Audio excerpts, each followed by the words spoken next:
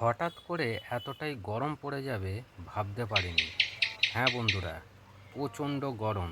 গিয়েছিলাম কলকাতা। এই যে বাড়ি থেকে বেরোচ্ছি এখন। চলো বন্ধুরা, বাসের জন্য অপেক্ষা করছি বাস স্ট্যান্ডে। রাস্তা তখন ফাঁকা, সকাল সকাল বেরিয়ে পড়েছিলাম। বাসও এসে গেল, উঠেও পড়লাম। জানলার ধার থেকে সিট নিলাম। মনের আনন্দে একটু গান শুনতে শুনতে চলে যাচ্ছি। যেতে যেতে তোমাদের সঙ্গে একটু পথের ভিডিওটাও তুলে ধরলাম। দেখো, খুব ভালো লাগবে। আমি হাওড়ায় থাকি, গিয়েছিলাম কলকাতা। আমার বাড়ি থেকে কলকাতার বড় বাজারের ডিস্ট্যান্স মাত্র 45 কিলোমিটার। দেখো, হাওড়া স্ট্যান্ডের কাছে এসে ক্রসিংয়েতে আমাদের গাড়িটা দাঁড়িয়ে গেল। প্রচণ্ড জ্যাম। হাওড়ার একদম স্ট্যান্ড আমাদের বাসটা। আমিও তোমাদের সঙ্গে একটুখানি ভিডিও করে নিচ্ছি দেখানোর জন্য। এবার বাস থেকে নেমে একটু গুটি গুটি পায়ে হেঁটে যাব হাওড়া ব্রিজটা পার করব। কেন আমি বাসে চাপি না, কেন এখান থেকে বড়বাজারের ডিস্টেন্স খুব একটা বেশি না। আর বিশেষ করে তোমাদের জন্য আমি হাওড়ার ব্রিজটাকে পায়ে হেঁটেই যাই। এর আগেও আমি ভিডিও করেছিলাম। এই দেখো, হাওড়ার ব্রিজ ধরে আমি এখন হেঁটে হেঁটে যাচ্ছি।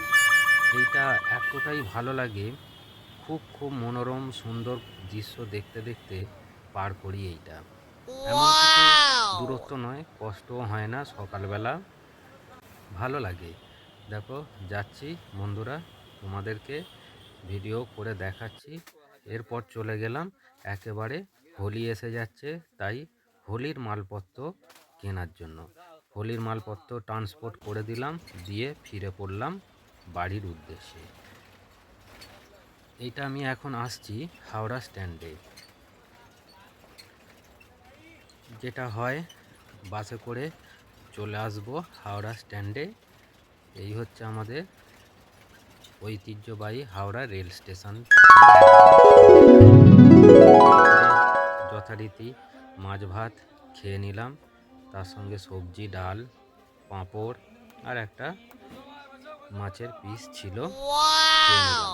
খেয়ে দিয়ে আবার বাসে উঠে পড়লাম। দেখতে থাকো ভিডিওটা, খুব ভালো লাগবে।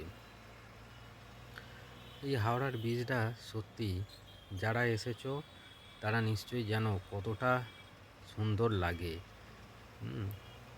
খুব ভালো লাগে আমার এই জায়গাটা। যেন মনে হয় মানে অনেকক্ষণ এখানে সময় কাটাই, কিন্তু কাজের চাপে এখানটাতে বেশি সময় কাটাতে পারি না। কাজ মিটিয়ে তাড়াতাড়ি চলেও আসতে হয়। প্রচুর মানুষের ভিড়ও থাকে বন্ধুরা। কোনো দিনও যদি আসো, এই জায়গাটায় এসে একটু সময় কাটিয়ে যাবে। সন্ধ্যের সময় কিন্তু খুব ভালো লাগে, দারুণ লাইটিং থাকে, তার সঙ্গে প্রচুর লোক আসা যাওয়া করে, খুব ভালো লাগবে। আর গঙ্গার বাতাস, আহা, মন জুড়িয়ে দেবে। তাই বন্ধুরা, বাসে করে ফিরছি। আস্তে আস্তে আবার একটা পেয়ারা কিনেছিলাম, লবণ দিয়ে খেতে খেতে ফিরছি। ধন্যবাদ এতক্ষণ ধরে দেখার জন্য।